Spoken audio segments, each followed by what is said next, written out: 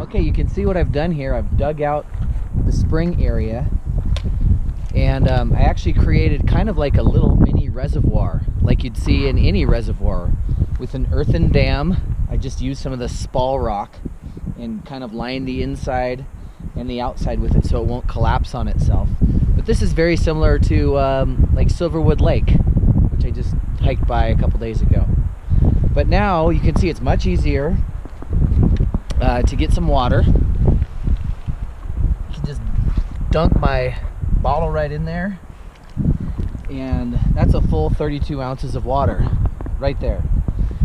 So much easier than trying to get in that shallow water at 8 ounces a pop, and then pouring it into one vessel to pour it into another, to pour it into another, to hopefully get, you know, a full contingent of water.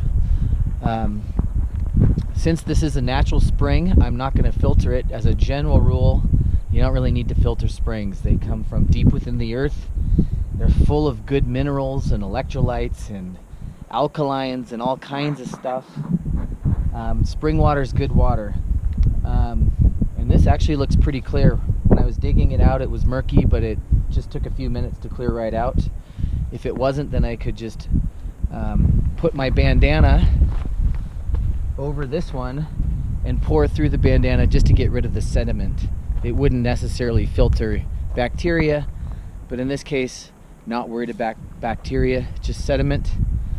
And yeah, so I'm going to go ahead and camel up here, fill up, and then off to the top of the mountain, Baden-Powel, here at Lamel Creek on day 29, section D of the Pacific Crest Trail in California.